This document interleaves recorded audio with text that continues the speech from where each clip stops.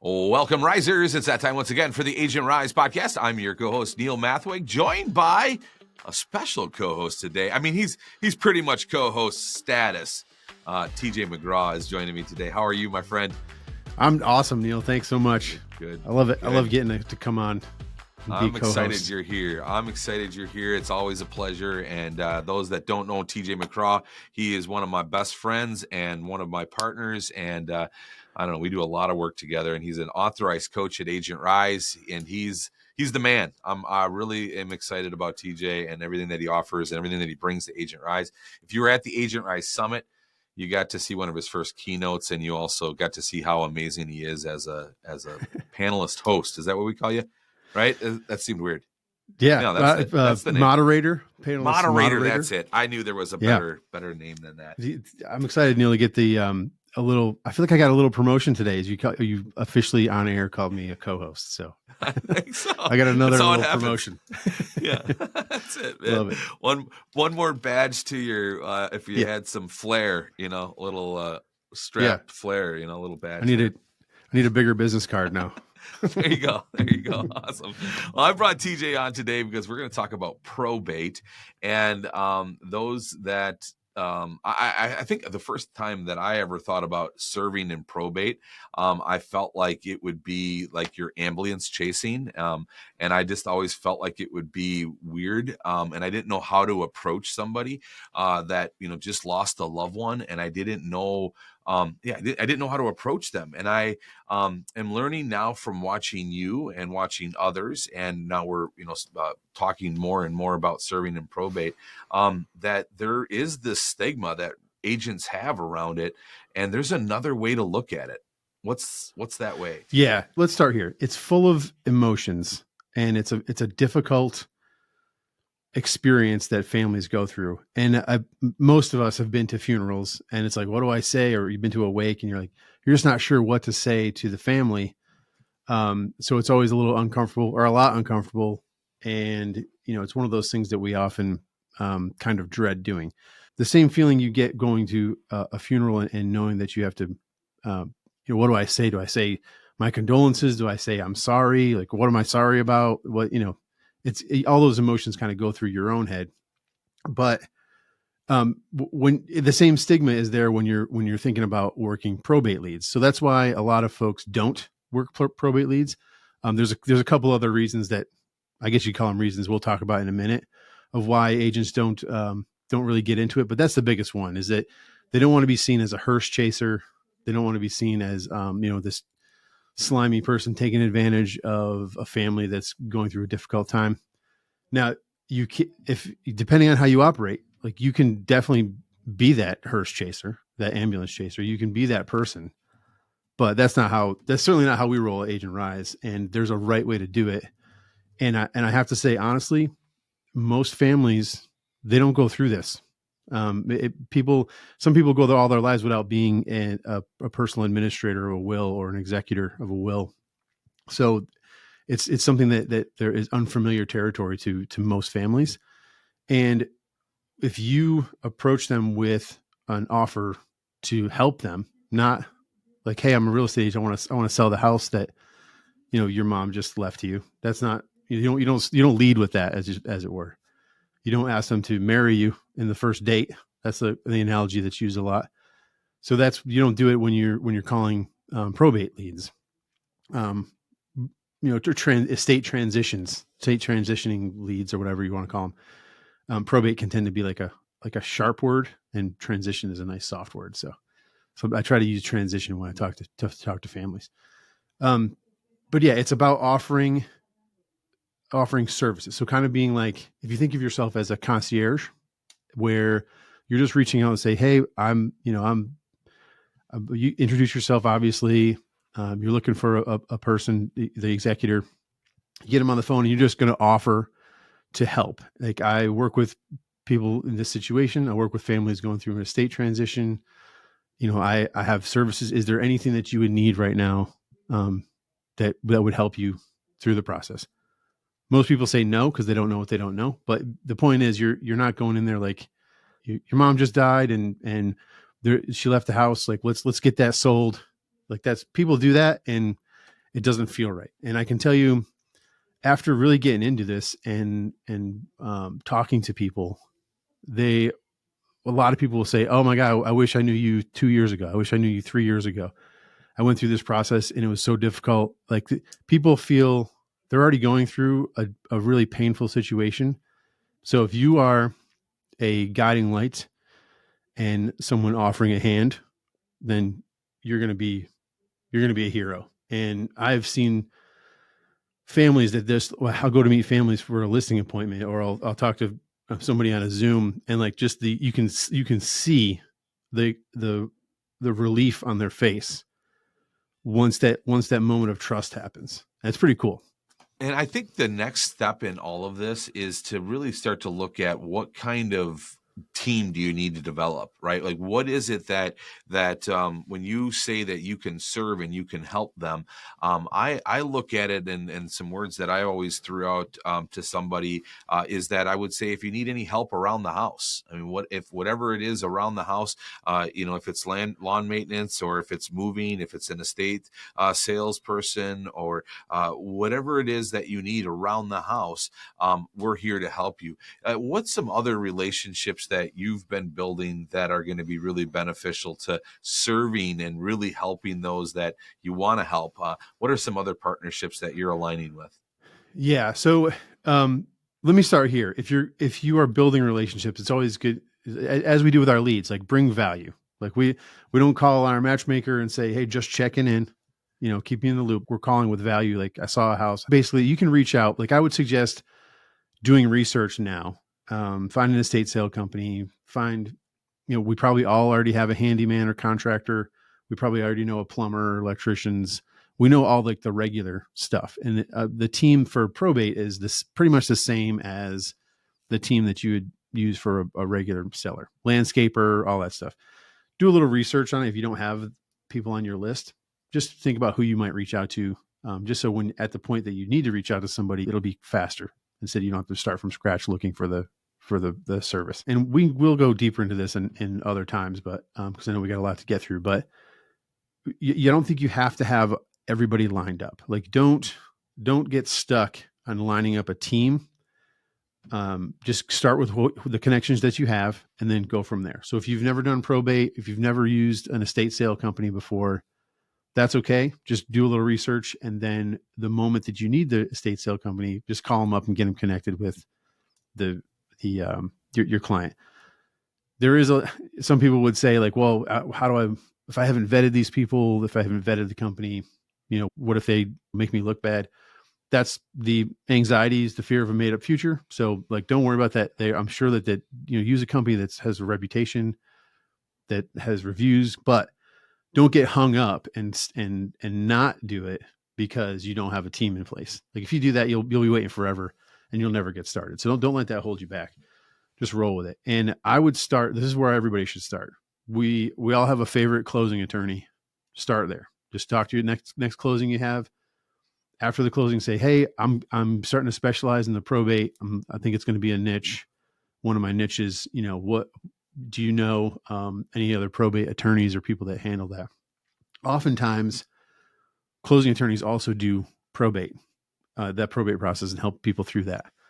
So, which is what happened in my case. I start to, I'm big on speaking things into existence. So I tell everybody my plans, what I'm doing. And most people, like, "Oh, that's great. Good job, TJ. Pat on the back." But then you'll run into those one or two people that are like, "Oh, I know somebody you should talk to."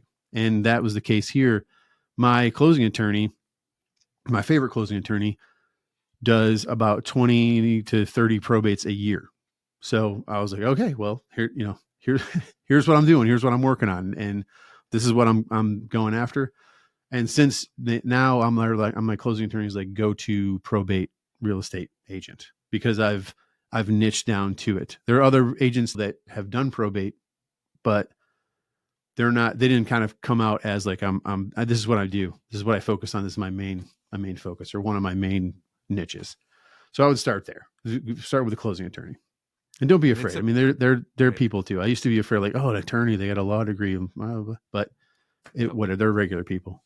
Amen. Amen. And they're looking for people like us that have hearts that you have, that you want to serve and you want to take care of people, and they want to do right for their clients as well. And over the Mhm. years, you've done all your closings there. They know you, they've seen your clients, and your clients love you, and they know you're a great agent. And so it's part asking the question, and it's part being a great agent. And that's what you've done, and that's why you're going to start to get business like that. So start stepping into this. And when we talk about developing a team, I think the attorney is number one, because you not only are going to look for business from that attorney, but also your clients are going to need attorneys. You're going to meet with people that have no idea where to even turn, and you need to be a resource to connect them with an attorney. So keep that in mind as you're building this. You're building relationships to help serve your clients, and then those relationships will begin to reciprocate, like it did for TJ here,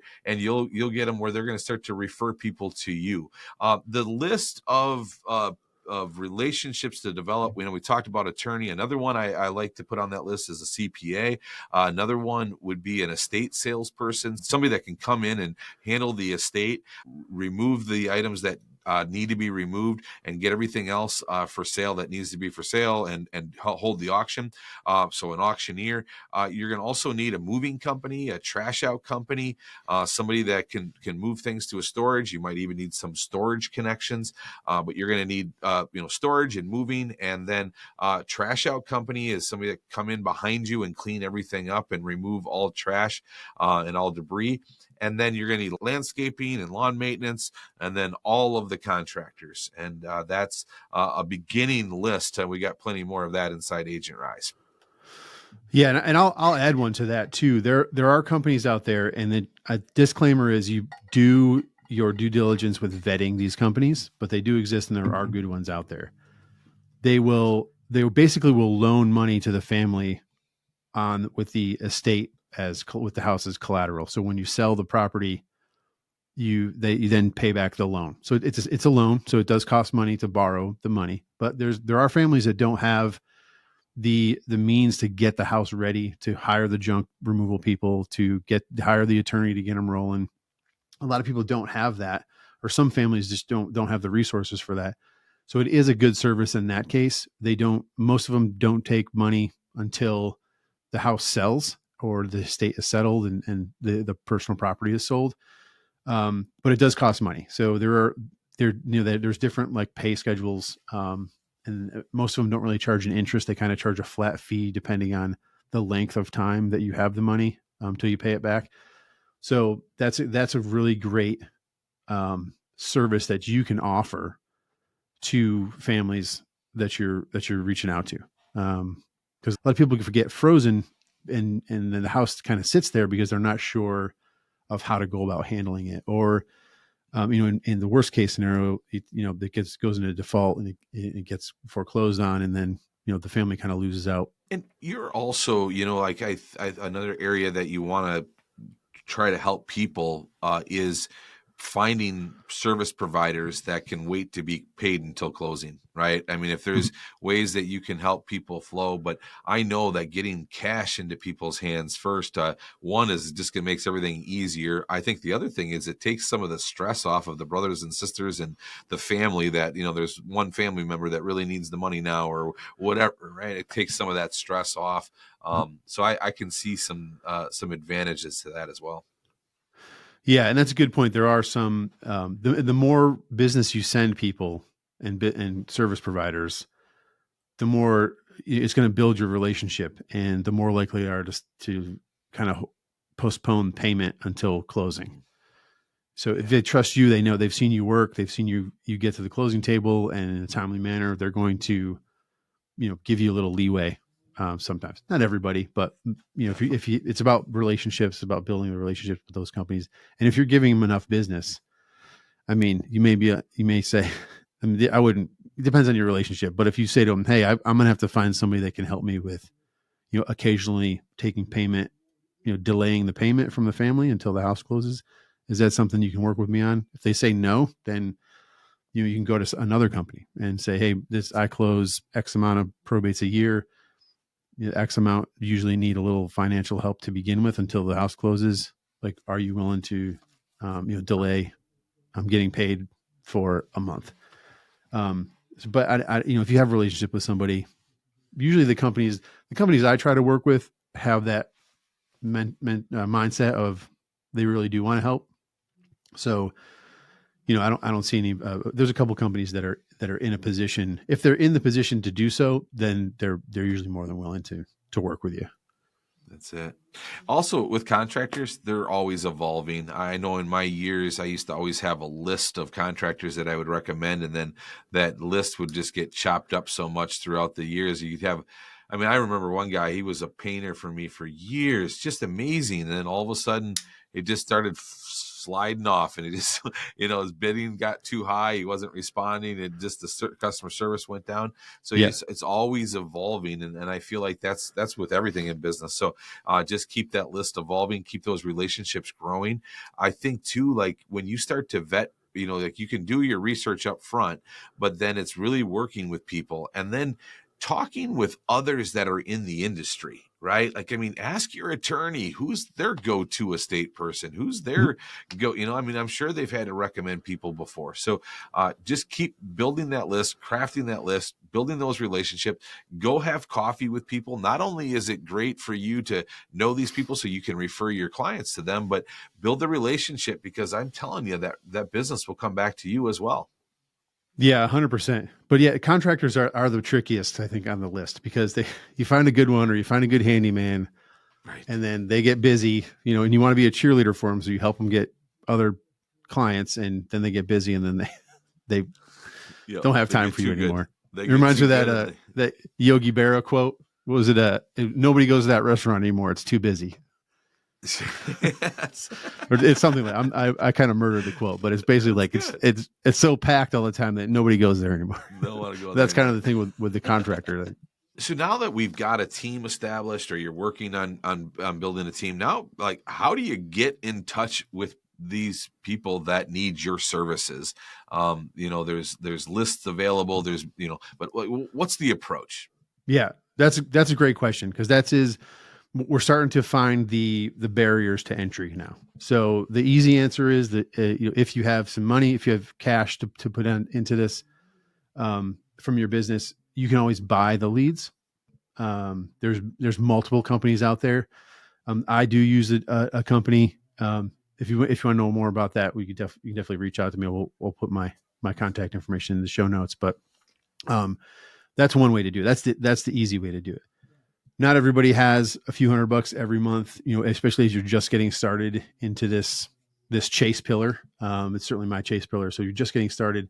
You can definitely go to the county. So I wish there was like a cookie cutter way that you could just get these probate leads, but every county is different. Some counties you can go online, find them online. It's all public record. So you have the right as a citizen to go and get these names from the public records.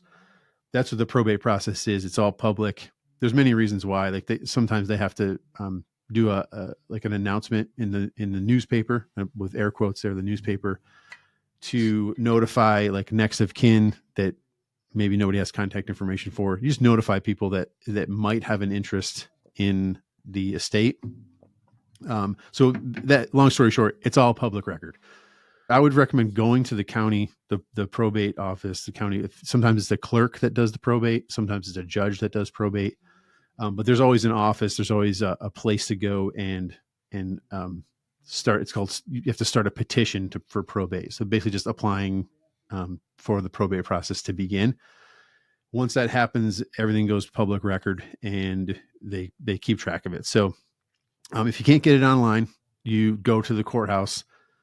Just find out where to go to get them. And then you might have to sit down. Sometimes it costs you like in around here, there's some counties around here, it costs about $1 to print each contact. It'll cost about $1, or you can just do an Excel spreadsheet and kind of, take the information over.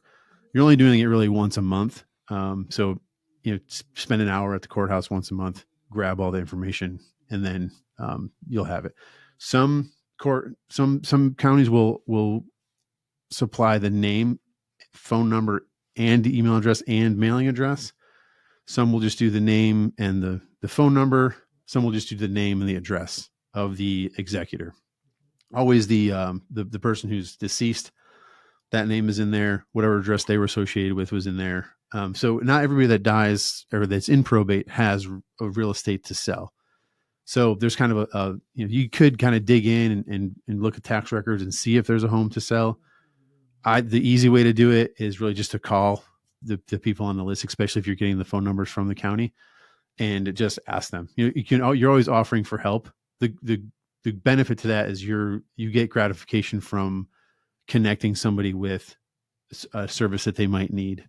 You're just putting good back into the world. If they don't have real estate to sell, it doesn't take a lot of extra time, and you can check them off as a no, and you don't really have to put any more energy into it after that. So you're kind of like qualifying them, just like you would do with a buyer lead that comes in.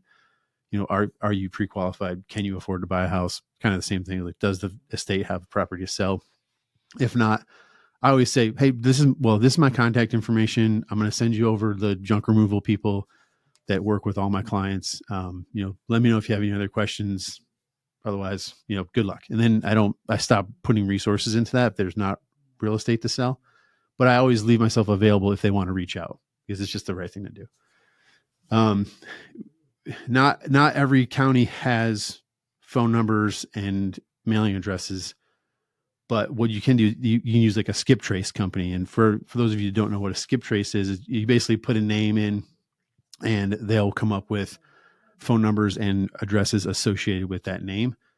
For per name, it could cost, I'm not sure. I don't really use it all that much, but it could cost like $1 or $1.50 or something like that per name. So it's not that expensive to do skip tracing. And there's companies out there that'll do it for you as well. There's a company for everything. I learned that getting into real estate. There's absolutely a company for everything, and they all call you and text you several times a day. That's just a side note. I don't mean to get off track, but in essence, that's the way you get leads. Like I said, you can buy the leads, or you can go to the courthouse and get the leads. Sometimes they're online. That's the short answer. So then you're getting these names from these companies, or you're going to the courthouse to get them yourself. And then now what do we do with them? I mean, we got different approaches to reach out to them. We've got phone numbers, we got email, we got mail, we got web, we got all kinds of different ways. Mm-hmm. What's the next step? Yeah, it's a good question. So so we're talking about converting the lead now. Now you have the names, you know who the executor is, or the personal representative. Now, how do you go about getting in contact with them and converting the leads? This is a lead source, and this is another kind of barrier to entry. It tends to take a little longer than other lead sources, just because families aren't really sure what they're going to do with the house often when, right after someone passes away. So, and then sometimes there's infighting in the family, and there's a lot of stuff that needs to be worked out. Oftentimes these homes are distressed a little bit because the person was elderly and they kind of let the regular maintenance slip here and there. That's not always the case, but sometimes it is. So that's the general turnaround time. It could be, you're going to get some that are right away for sure. And then some will be a year out, or longer. Could possibly be even longer than that. And then if things get tied up in probate, and we won't go into all the different things that could happen in probate to kind of tie things up, but there's things that do tie up probate, and that process can take 6 months up to a year and a half to 2 years. So, and if you trust me, if you stick around with somebody for 2 years and help them along the way and just be there for them, that is like, they're going to leave you a glowing review. They're going to tell all of their friends about you. They cannot tell the story about the sale of their loved one's house without mentioning you. So that's just kind of a side note there. So I always think of things, because I've been with you, Neil, so long, and I've been with Agent Rise so long, I think of everything in my business in terms of 3 pillars. So with probate, it falls under the chase pillar, because you're going out to get this business with people that don't necessarily know you. And there's 3 pillars inside my chase pillar. So the first pillar is mailing. Now, this is different from farming, similar, but it's different from farming.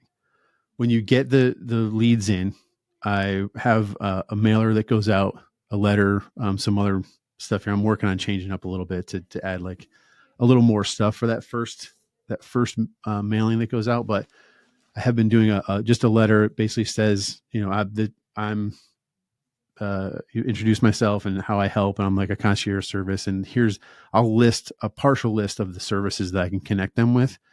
And then there's a link to my website and a link to the YouTube page as well, which leads me to the next pillar, which is digital credibility.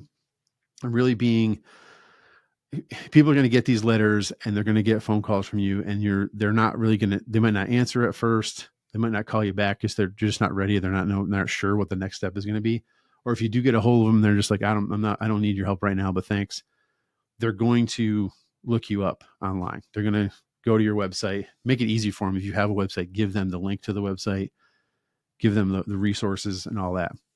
So it's good to have a website that has like frequently asked questions. It describes the probate process, in a kind of generic way, because every county is different. But it's very similar across all states and counties. It's very similar process. There might be a few little tweaks that are different. So in your website, you're going to have all this stuff. And then of course you have the calls to action on the website as well. So that's the digital credibility, because I think more so in this instance, because you have different family members, there's always at least one of the family members, probably more than one of the family members, is going to look you up and see if you're who you say you are. Because they're already on guard. They don't want to be victimized in their moment of pain, basically. So it's always good to have that. I have a YouTube channel I've started. It's got a few things on there.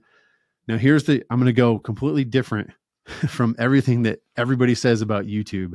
I'm going to switch it a little bit right now, because my YouTube channel, I have one specifically for probate. And the reason I have a separate one specifically for probate is I'm only driving traffic to that YouTube channel from my letters and from my probate chase pillar. So it's not, there's a link on my website, and then there's a link in the letters that I send out. And it's really just to drive that specific lead to see me, get information. I've interviewed my probate attorney on there. And it's just really information about like what probate is, just so they can see me, they can hear me talk, and they can see my mannerisms and all that stuff. It's just another way of digital credibility. I'm not really looking for, people moving from California over to Georgia. I'm not looking for them to find me, for probate. They're not searching that. So it's not a searchable. I'm not getting a ton of views at all. It's just occasionally I'll get a view from somebody that got my letter and they went to look at the video.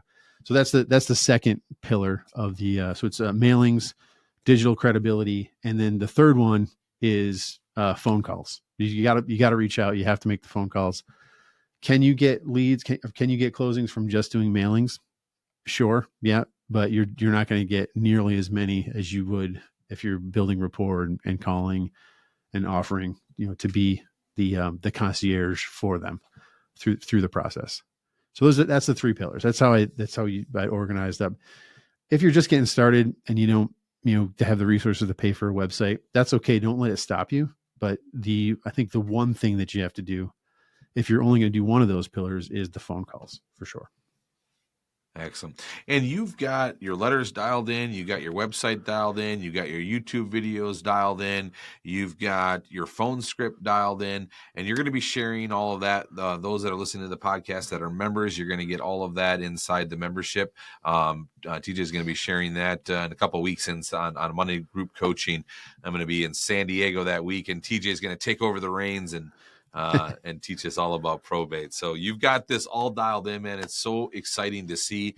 And then the relationships that you have with your attorney, and that's just the beginning of that. I love it. I mean, your probate attorney does 20 to 30 probates a year. And I mean, TJ's got to be the go-to in all of those. So it's going to be amazing. And then you're just getting started, right? All the other relationships, all the other contractors that you've referral partners that you already have, that's going to continue to blossom.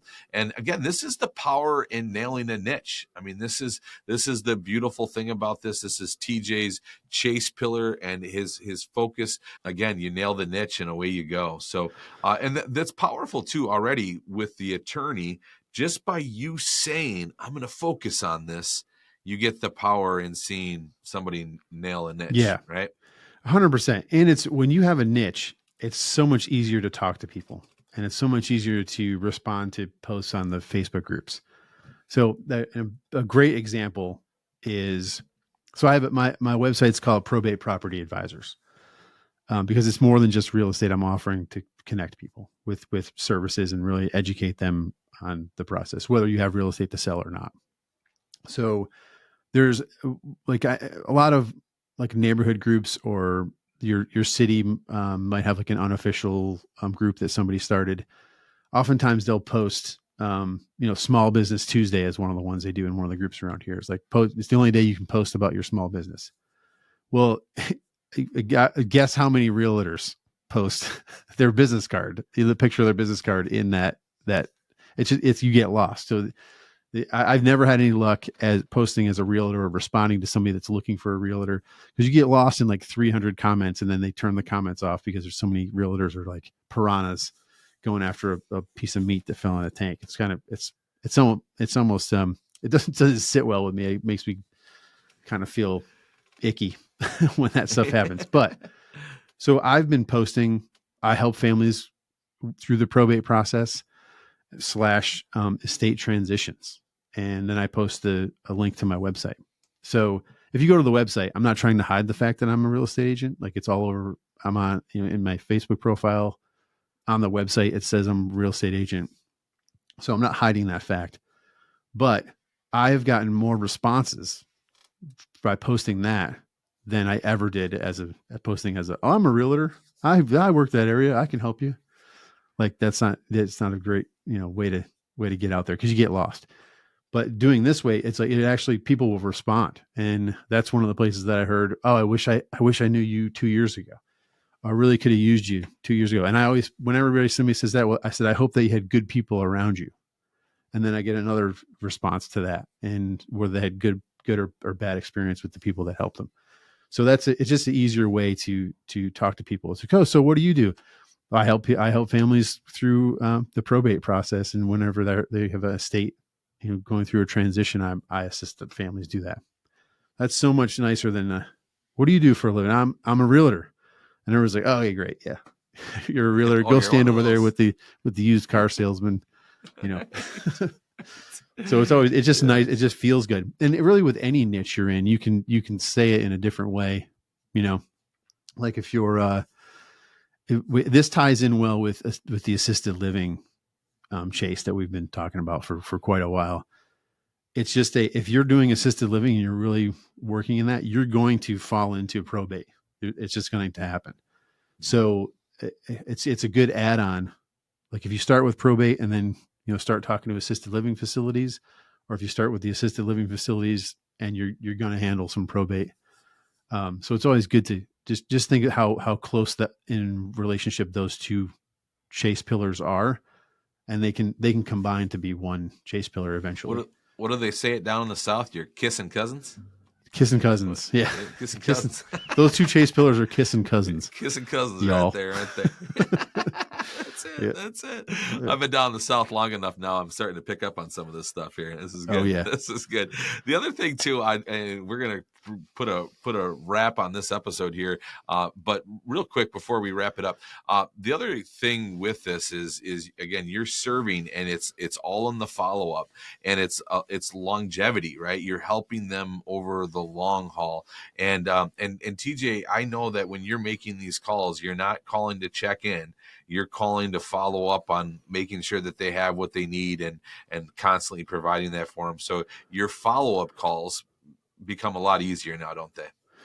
Yeah, especially if you were able to connect them with someone. You can call and say, hey, how was like, I have a junk removal company that I use here. I'll call up afterwards and say, hey, did you ever get a hold of the junk removal company? Oh, great. How did they do? Did they take good care of you?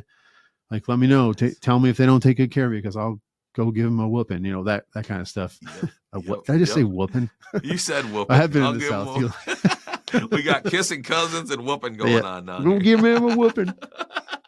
But you know what I mean? You follow up with anything. Yes. And the most answer that you're going to get when you're making calls is no, I don't need anything right now. And what you do is you affirm that they don't need anything right now, because in that moment when they're talking to you, they think they don't need anything. As they dig into the process, they may find that they would love some help, organizing and getting people together to junk removal, estate sale company, organizing a landscaper to come. They're going to welcome the help once they get into it. Executors that I speak with, most of them say, I had no idea the responsibility that being an executor is. And like, if it was, I never would have agreed to do it. If I had known, I never would have agreed to do it. So there is a lot of stuff. Keeping in contact with them. If you have a good rapport from that first conversation, which if you're not being salesy, you're not calling to sell the house, you will get a good rapport. And it's like with anything, you practice. Then you call them back up and say, hey, I just wanted to reach out.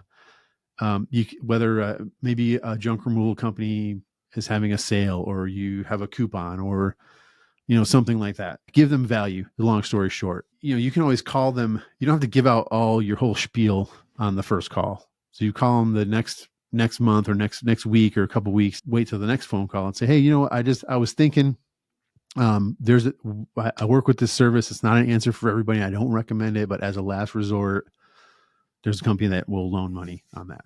And most people are like, oh, really? I don't have to spend any of my own money. Like, yeah. And then we find out if it makes sense for them or not. It usually doesn't make sense once they hear really how it works, which is not a bad thing, but it's, they have to pay for the money is what usually when people kind of turn off. But it's just really, like you said, finding reasons to call. And we're definitely going to go into that more so in the group, and then at the summit. I can't wait to really dive into it. Spill it all. That's awesome. So if you're a member, join us on Monday in 2 weeks, and TJ will be sharing all of this. If you're not a member, come on over to Agent Rise. You can go to agentrisecoaching.com to learn more. And TJ's also got an awesome podcast, the Agent Mind podcast. Little Agent Rise, little Agent Mind. And TJ, you're going to be talking more about it over on your podcast as well. Is that right? Yeah, absolutely. I have a few episodes recorded in the can, as it were, and those will be coming out. But yeah, I will. I have now that I've been on yours, this is kind of the test for me. So now I feel comfortable. I can go on my podcast and do it. There you go. Awesome. No, I'm just kidding. Awesome. Yeah, no, I will. Yeah, I just go check out the podcast because it's a good, fun podcast. It's a little bit different than yours. I try not to completely copy, and I do. Mine is certainly. I don't want to say hobby, but it's more of a hobby, and I've kind of broken it up into seasons, so it's not like a consistent. I started a couple years ago, and I got about a year's worth of episodes in, and then I just started season 2 not that long ago. But it's good. It's good information for sure, and we interview. I've interviewed a ton of different people between mindset, strategy, and all that stuff. This season, we're trying to go with a little more of strategy, like tangible action items that the agents can do to get things rolling. And again, that podcast is called the Agent Mind Podcast with TJ McGraw. And again, thank you so much, my friend, for joining me and teaching me all your wisdom around probate and much more to come. But again, thank you. Anytime. Awesome. Thanks so much for listening. Hope you have a great day. And like always, remember to be the reason somebody smiles today.